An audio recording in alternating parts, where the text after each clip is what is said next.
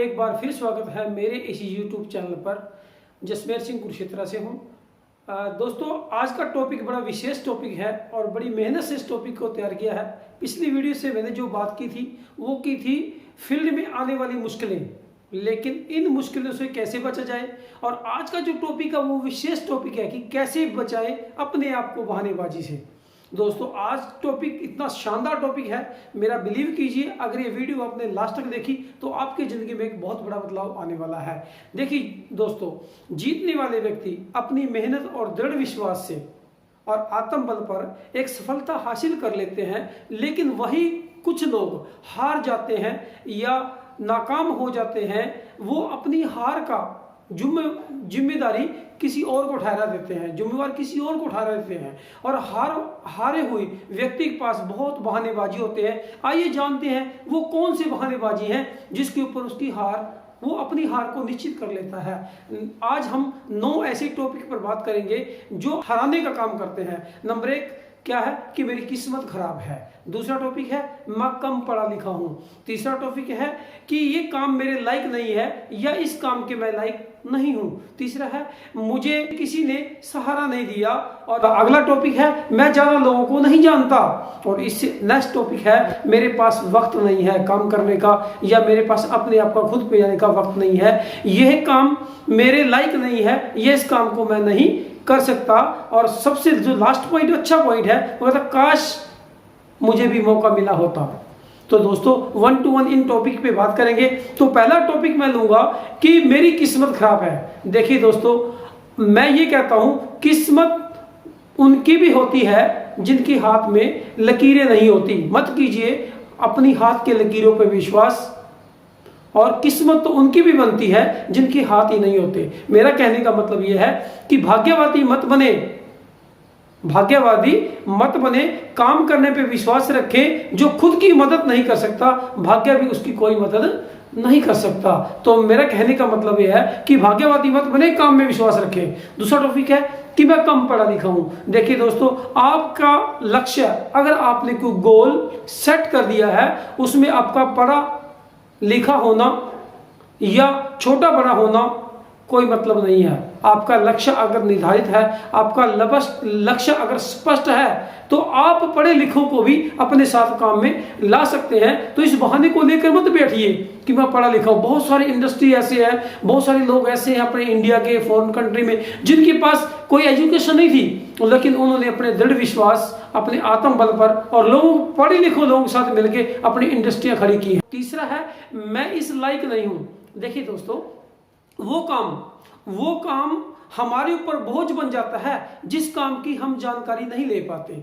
जो काम हमारे ऊपर बोझ बन जाता है तो कुछ टाइम करते करते उस काम को हम छोड़ देते हैं। कोई कहते हैं काम मेरे लायक नहीं है, यानी कि आपने उस काम की पूरी नॉलेज नहीं ली। अगर उस काम की आप पूरी नॉलेज लेकर उस काम को करते हो तो वो काम आपके ऊपर बोझ नहीं बनेगा, या आप उस काम के लायक नहीं होगे। फिर उस काम करने की आपको कला आ जाएगी। कि जैसे आपको कार चलानी पहले नहीं आती, आप कार चलाना सीख जाते हो तो आपको ये नहीं पता कि कब क्लच दबता है, कब गियर लगता है, कब आप साइड के मिरर से देखते हो।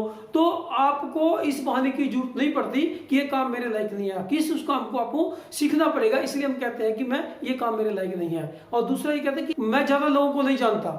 देखिए, आज इस दुनिया में हमेशा जब भी अचीवमेंट आती है वो अननोन लोगों से आती है। जो आपकी कदर करेंगे वो अननोन लोग करेंगे। मैं ये नहीं कह रहा हूं कि अपने लोगों को छोड़ दें, उनके साथ भी मिला के तालमेल मिला के काम करें। और बहुत सारे लोग हैं जिनको इस कारोबार की जरूरत है, जो आपको जानते हैं और आपको अच्छी तरह से जानते हैं। लेकिन अगर आप उन लोगों से आगे बात कीजिए, वो लोग आगे बात करेंगे तो आप बहुत सारे लोगों को जानने लग जाएंगे। कि मेरा ये मानना है कि एक कॉन्टैक्ट के पास 1000 कॉन्टैक्ट लिस्ट होती है। अगर एक को आप पकड़ लेते हैं तो आपके पास 1000 बंदे की लिस्ट आ जाती है। सो ये बहाना मत बनाइए कि मैं कई लोगों को नहीं जानता। और सबसे बड़ी बात, जो लोग कहते हैं कि मेरे पास टाइम नहीं है। अगला जो टॉपिक है वो कहते हैं कि टाइम नहीं है। टाइम, देखिए, अगर आपके पास बहुत सारा टाइम आप अपने व्हाट्सएप पे, इंस्टाग्राम पे या फोन पे गुजारते हो, अगर यही टाइम, कुछ बचा हुआ टाइम सोशल मीडिया से थोड़ा सा टाइम निकालकर अगर आप अपने काम पे, अपने नॉलेज पे लगाते हो तो बहुत सारा वक्त आपके पास जाता है। यानी कि समय को यूज कीजिए, नहीं तो समय आपको यूज कर देगा। कहने का मतलब यह है कि समय को सही तरीके से अपनी तालिका बना के, अपनी पूरा शेड्यूल बना के, अपने समय को लिस्ट बना के अपने समय को यूज कीजिए कि मैंने सुबह क्या काम करना है, मैंने कहाँ जाना है, मेरी सूची क्या रहेगी, आज दिन भर मैंने किसको मिलना है, कहाँ मैंने क्या काम करना है। यानी कि आपके पास वक्त ही वक्त होगा अगर आप सिस्टम के अकॉर्डिंग आप काम करोगे। देखिए दोस्तों, दो चीजें हैं, अगर आप मैनेजमेंट, वक्त की मैनेजमेंट नहीं करते, पैसे की मैनेजमेंट नहीं करते और खुद को मैनेजमेंट नहीं करते, तभी हम डिस्टर्ब होते हैं और हमारे पास टाइम नहीं होता। यानी कि हम व्यस्त होते हैं, लेकिन आज दुनिया में अस्त व्यस्त ज्यादा है। व्यस्त तो है पर अस्त व्यस्त ज्यादा है। ये मैं ये कहना चाहता हूं कि आपके पास टाइम बहुत सारा हो जाएगा अगर आप उस टाइम को आप यूटिलाइज करना सीख गए। और कुछ लोग कहते हैं कि मेरे पास पैसा नहीं है। देखिए, बहुत सारे व्यापार हैं जो बिना पैसे के और मेहनत से, ईमानदारी से खड़े किए जा सकते हैं। अगर आप अपने काम के बारे में ईमानदार हो, मेहनती हो, तो जीरो से भी शुरुआत करके हीरो बन सकते हो। बहुत सारे एग्जांपल आप देख सकते हो, यूट्यूब पे आप देख सकते हो कि जिनके पास 1 रुपया था, आज वो लाखों करोड़ रुपए इस इंडस्ट्री से कमा रहे हैं, लाखों करोड़ रुपए अपने काम से कमा रहे हैं। सच्ची लगन और मेहनत से अगर वो काम किया जाए तो पैसा आपके पीछे पीछे आएगा। तो ये कहने की जरूरत आपको नहीं पड़ेगी कि मेरे पास पैसा नहीं है। आज के युग में टाइम में बंदा अमीर हो सकता है और सबसे कम टाइम में आप गरीब हो सकते हो। ये टाइम आधुनिक युग है, अगर इसमें आप सही तरीके काम करो तो पैसा अपने आप आपके पास आ जाएगा। और अगला जो पॉइंट है, कहते हैं कि काश मुझे मौका मिला होता।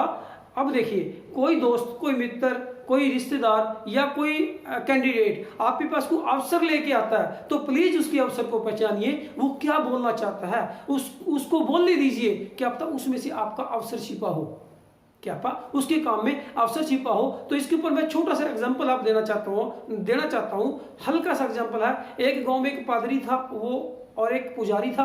वो एक गांव में बहुत अच्छा मंदिर चलाते थे, सेवा करते, उस मंदिर की सेवा करते थे। तो किसी कारण उस गांव में फ्लड आ गया, बहुत सारी बारिश आ गई, वो डूबने लग गए। तो लोगों ने मकानों पे चढ़ के बोला कि बाबा जी आप डूब जाओगे, आप नीचे आ जाइए। बाबा ने बोला कि मैं परमात्मा का भक्त हूँ, तो परमात्मा मुझे बचाएगा। तो फिर लोगों ने सोचा ये बाबा तो ऐसे तो नहीं आता। उन्होंने किश्तियां भेजी, भी बाबा जी आप किश्ती के अंदर बैठ जाइए, आप मर जाओगे, आपकी जान को खतरा है। लेकिन बाबा ने अपनी जिद को नहीं छोड़ा। उन्होंने क्या किया, उन्होंने कहा नहीं, मुझे भगवान बचाएगा, मैं भगवान का बहुत अच्छा पुजारी हूँ, मैं भगवान की सेवा करता हूँ। लेकिन ऊपर से फिर सैनिकों ने रस्सी फिकवाई कि हम जहाज से आपको ऊपर खींच लेंगे, आप आ जाइए। तो बाबा फिर भी नहीं आए, लेकिन वो पानी के डूबने से उसकी डेथ हो जाती है। तो जाकर परमात्मा से गिले शिकवे करता है कि हे परमात्मा, मैंने आपकी इतनी सेवा की, इतना मैंने आपको पूजा, फिर भी आपने मेरी जान नहीं बचाई। तो परमात्मा क्या बोलता है कि मैंने आपके लिए 3 अवसर भेजे। पहले लोगों के अंदर जाके मैंने बोला कि बाबा जी बाहर आइए, आप तब नहीं आए। फिर मैंने आपके लिए किश्ती भिजवाई, तब आप नहीं आए। फिर मैंने हेलीकॉप्टर से रस्सी फिकवाई, तब नहीं आप आए। आपने मेरे उस अवसर को पहचाना नहीं। तो दोस्तों, आपको हर अवसर को पहचानना पड़ेगा, चाहे वो छोटा अवसर है, चाहे वो बड़ा अवसर है। तो दोस्तों, मैं कहना क्या चाहता हूं, मेरे कहने का मकसद ये है कि असफल लोगों के पास बहुत सारे बहानेबाजी होते हैं। इन बहानों की बहुत बड़ी सूची, बहुत बड़ी लिस्ट होती है। लेकिन यदि आप जीवन में सफल होना चाहते हैं तो इस बहानों से दूर रहिए। मुफ्त में कुछ नहीं मिलता, जितनी मेहनत करोगे उसके अकॉर्डिंग आपको फल जरूर मिलेगा। ये मेरा बिलीव है आपके ऊपर। जितनी आप मेहनत, अगर आप 10 घंटे काम करोगे तो आपको हो सकता है कि 5 घंटे की आपको कमाई मिले, लेकिन जो 5 घंटे हैं वो आपको सीखने को मिलेंगे। यानी कि मेरा कहने का मतलब है कि अगर आप जिंदगी में कामयाब होना चाहते हो तो अपनी मेहनत पर विश्वास कीजिए, दृढ़ विश्वास कीजिए, तो आपको ये मिलेगा, जरूर मिलेगा। अतः मैं एक बात आपको लास्ट में बोलना चाहता हूं कि सोच विचार कर काम को मत कीजिए। सोच विचार कर काम को मत कीजिए, लेकिन उस काम को अच्छे ढंग से तैयारी और योजना के साथ कीजिए ताकि आपको उसके रिजल्ट आए। सीख के कीजिए, रिजल्ट आए, ताकि आप इन बहानेबाजी से बच सकें। तो दोस्तों, आज मेरी वीडियो यहाँ तक थी। आज मैंने हो सके आपसे दिल से ये टॉपिक कैसे बचे बहानेबाजी से, तो मैं विश्वास करता हूँ कि आपको मेरा टॉपिक अच्छा लगा। और सभी दोस्तों से रिक्वेस्ट है, तो किसी भी दोस्त ने मेरे इस यूट्यूब चैनल को सब्सक्राइब नहीं किया तो सब्सक्राइब करें, इसकी बेल आइकॉन दबाएं ताकि आपको आने वाली वीडियो, अच्छी वीडियो आपके पास आ जाए। आपसे मिलकर अच्छा लगा। नमस्कार, जय भारत।